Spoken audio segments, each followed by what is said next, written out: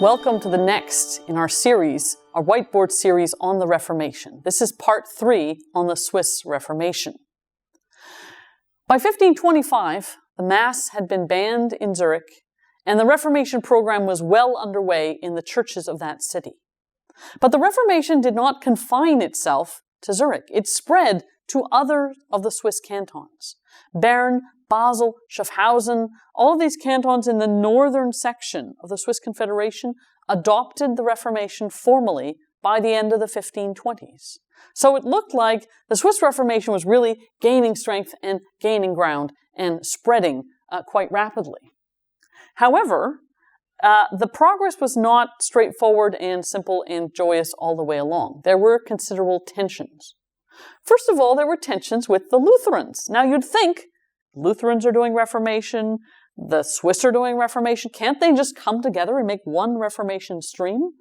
In fact, there were a lot of attempts to try and bring these two groups together into one current of Reformation, which would have united Protestants and made them a stronger force against especially the Catholics. One particular meeting took place in 1529. It's called the Colloquy of Marburg, at which a prince, Philip of Hesse, brought together Lutherans, Luther and his colleagues, and Zwingli and his colleagues in one meeting. We're going to try and do unity, okay? And it worked actually pretty well, remarkably well, in fact. They got to unity on almost every point. The point at which unity failed, however, was around the understanding of the Lord's Supper. Zwingli held to a memorialist position where the words of Jesus, "Do this in remembrance of me," were crucial. Luther, the traditionalist, the somewhat more conservative thinker, looked at the words of Jesus and put the emphasis on a different place. This is my body. This is my blood.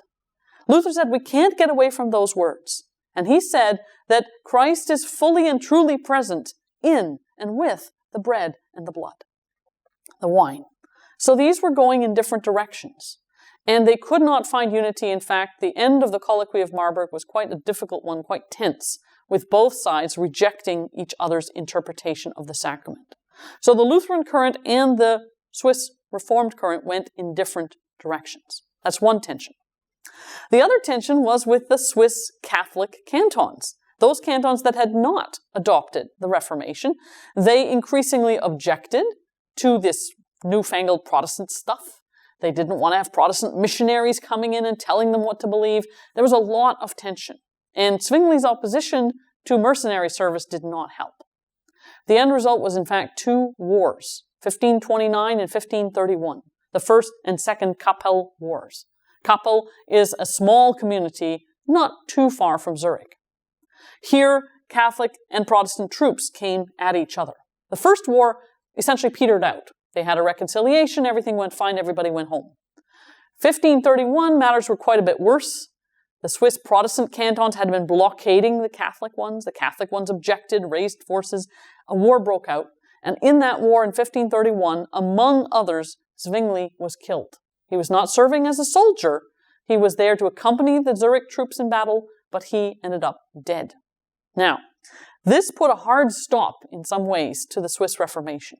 It stopped being expansionist. It started looking inward. The fact that the Swiss Reformation really survived was largely due to another man, Heinrich Bullinger, Zwingli's successor in Zurich. He was able to stabilize the situation. He was able to essentially make the Reformation take root and grow, at least in the Swiss territories, if not further afield. One of the ways the Reformation took root was in the creation of academic institutions.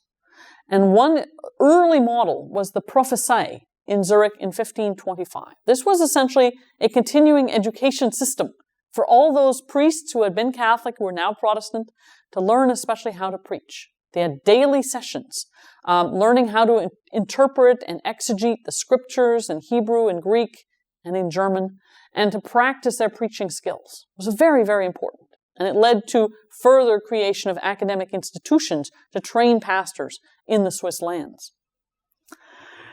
The Swiss also made agreements among themselves and with others. The Consensus Tigurinus of 1549 brought together the Swiss Reformed in Zurich and the Genevan Reformed with Calvin. And they came to agreements, especially on their understanding of the Lord's Supper. By 1566, the Swiss articulated their views in what is known as the Second Helvetic Confession. And in doing so, the Swiss actually broadened their impact to the world of Protestantism.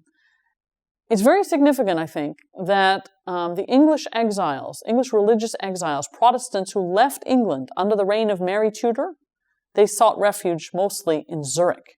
And Bullinger was particularly good at networking with other Protestants, so that the Swiss Reformation not only survived, but also flourished and connected with other Reformed Christians around Europe.